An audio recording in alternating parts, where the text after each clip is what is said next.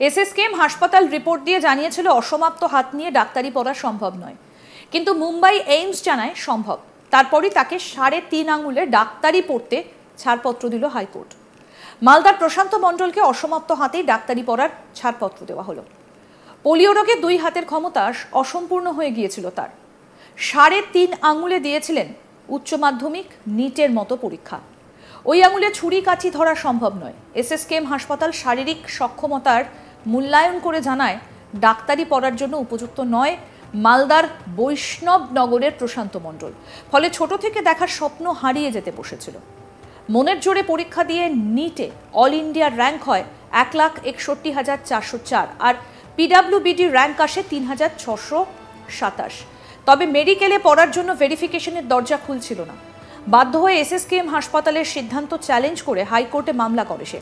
বিচারপতি বিশ্বজিৎ বসুর নির্দেশ দেয় দ্বিতীয়বার শারীরিক সক্ষমতা মূল্যায়নের। মুম্বাই এইমসকে পরীক্ষা করে রিপোর্ট পেশের নির্দেশ দেন তিনি। এরপরই রিপোর্ট দেয় মুম্বাই এইমস।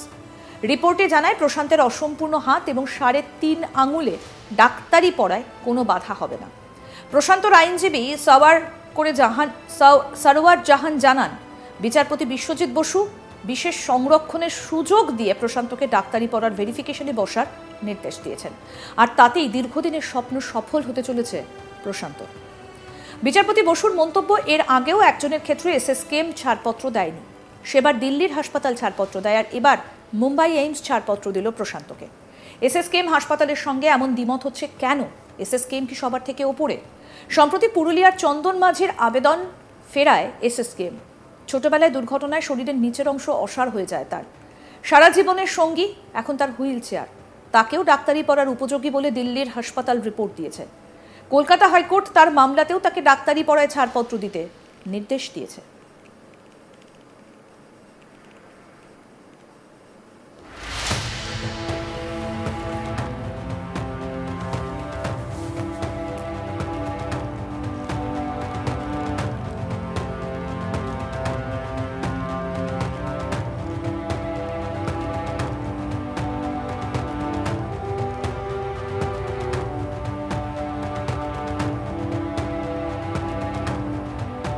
এসএসকেএম হাসপাতাল রিপোর্ট দিয়ে জানিয়েছিল অসমাপ্ত হাত নিয়ে ডাক্তারি পড়া সম্ভব নয়, কিন্তু মুম্বাই এইমস জানায় সম্ভব।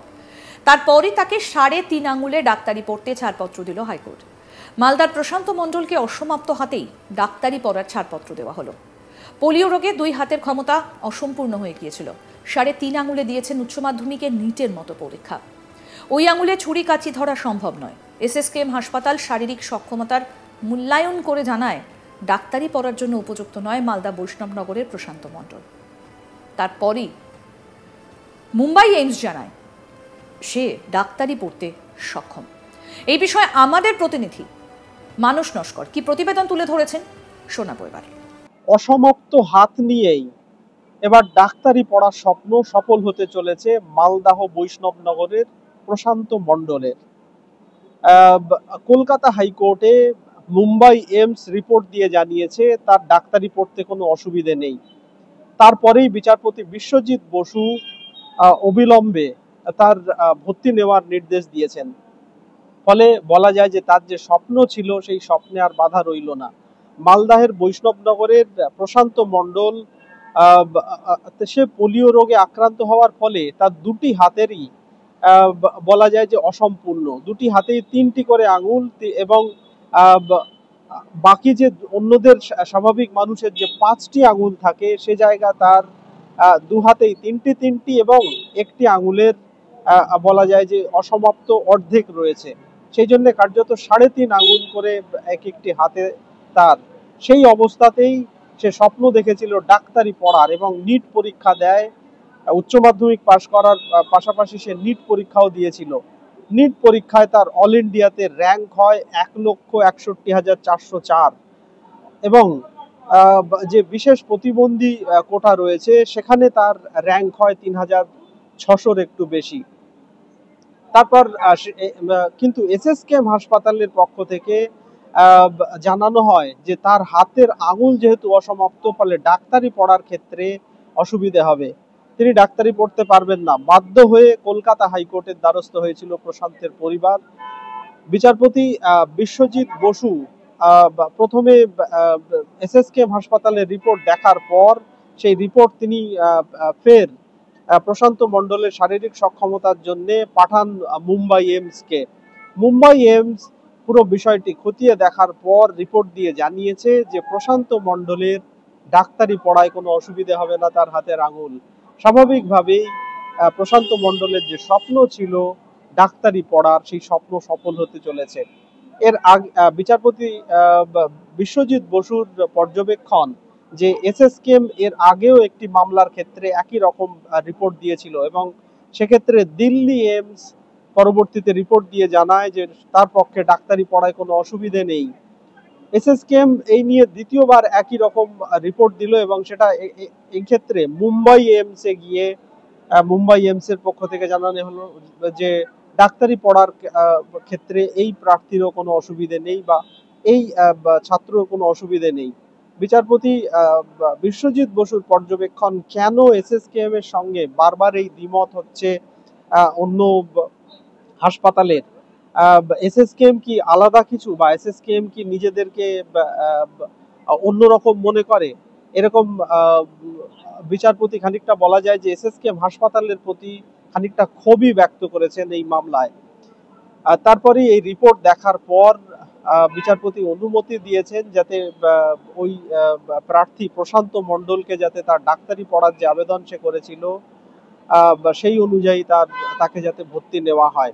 প্রশান্ত মণ্ডল মালদহের বৈষ্ণবনগরের বাসিন্দা।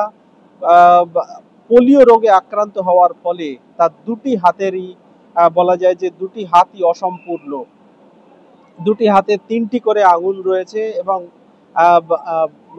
বাকি যে দুটি আঙুল থাকে সেখানে মাত্র একটি আঙুলের অর্ধেক, ফলে কার্যত 3.5 আঙুল করে এক একটি হাতে রয়েছে প্রশান্ত মণ্ডলের। সেই নিয়েই সে স্বপ্ন দেখেছিল ডাক্তারি পড়ার এবং সেই মতোই সে উচ্চ মাধ্যমিক পাশ করে এবং পরে নিট পরীক্ষা দেয়। নিট পরীক্ষায় তার অল ইন্ডিয়াতে সর্বভারতীয় ক্ষেত্রে 1,61,404 র্যাঙ্ক হয় এবং যে প্রতিবন্ধীদের জন্য যে বিশেষ কোটা রয়েছে বা ক্যাটেগরি রয়েছে সেখানে 3,600 একটু বেশি তার র্যাঙ্ক হয়। কিন্তু কলকাতার এসএসকেএম হাসপাতালের পক্ষ থেকে জানানো হয় হাতের যা অবস্থা, এই অবস্থায় তার পক্ষে ছুরি কাঁচি ধরা সম্ভব নয়। ছুরি কাঁচি না ধরতে পারলে ডাক্তারি পড়া তার পক্ষে সম্ভব নয়। বাধ্য হয়ে সে কলকাতা হাইকোর্টের দ্বারস্থ হয়েছিল। বিচারপতি বিশ্বজিৎ বসু রিপোর্ট দেখার পর মুম্বাই এইমসকে এই রিপোর্ট এবং মুম্বাই এইমসকে তার শারীরিক সক্ষমতার পরীক্ষা নিরীক্ষা করার নির্দেশ দেন। তারপরেই মুম্বাই এইমস রিপোর্ট দিয়ে গতকাল আদালতে জানিয়েছে যে প্রশান্ত মণ্ডলের ওই হাতেই ডাক্তারি পড়ায় কোনো অসুবিধা হবে না। তারপরেই বিচারপতি নির্দেশ দিয়েছেন অবিলম্বে পদক্ষেপ করতে রাজ্যকে। স্বাভাবিকভাবেই প্রশান্ত মণ্ডলের স্বপ্ন, ডাক্তারি পড়ার স্বপ্ন সফল হতে চলেছে কলকাতা হাইকোর্টের নির্দেশে। আরো আপডেট পেতে দেখতে থাকুন আজ তাক বাংলা। সাবস্ক্রাইব করুন, নোটিফিকেশন পেতে বেল বাটন অপশন প্রেস করুন।